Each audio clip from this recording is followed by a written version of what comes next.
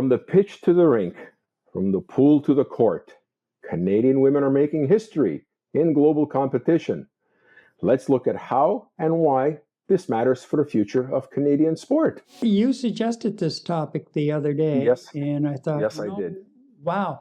Yeah. And it was after the Canadian women's rugby team. Rugby, yeah. Yep.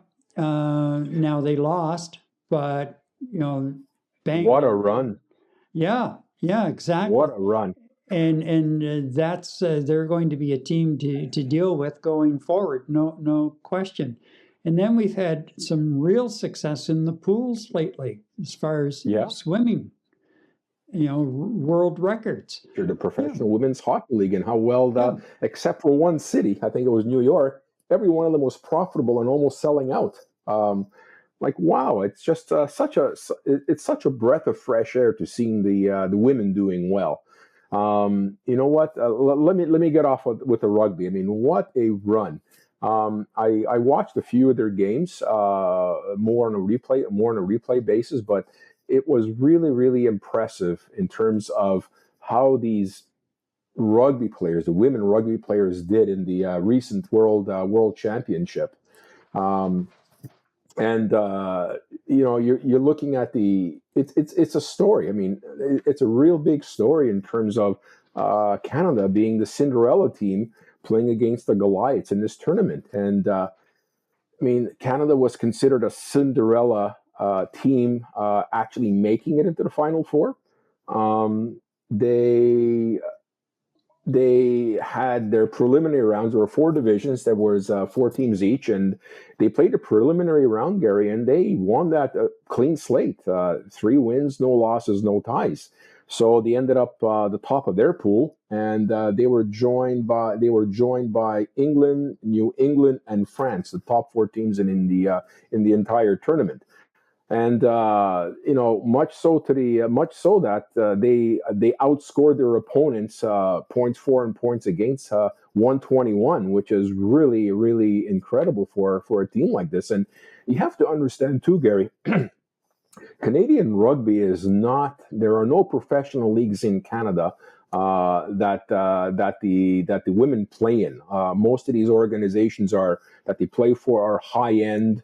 Are high-end local teams and regional teams, or within the university level, but there's nothing really from a professional side. Now, these women were playing against juggernauts. They were playing against European teams, England, New Zealand, South Africa was in a tournament. All of these countries have professional leagues for women. So most of these teams and athletes they're playing against are of the professional grade, and that's why the Canadian story for women's rugby is just so Cinderella. Much so that I'll get to the entire tournament, but anyway, Canada made it out of the preliminary rounds, and the first quarterfinal match was against Australia. They beat them handily, 46-5. I saw replays of that game.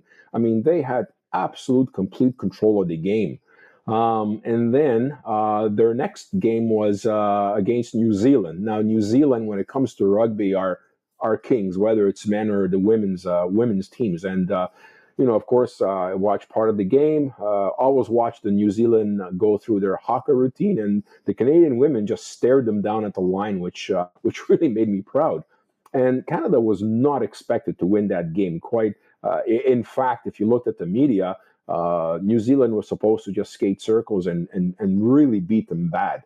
And you know what? Canada controlled that game from the beginning to end, and they won 34-19 to beat New Zealand. I mean, what an accomplishment that was by them. And there was one time I was watching them trying to get into the end and into the zone for New Zealand to score. And they spent almost 5 minutes just pounding into that goal line with the New Zealand players just stopping them every time. And they just kept going, and they finally got in. And it's just the will and determination. Seeing this effort by the girls' team was just the women's team was really made me proud as a Canadian, proud of them for their accomplishments. And So they essentially made it into the finals against England. Now, I was looking at some interviews from the New Zealand players, and they were basically saying, hats off to Canada.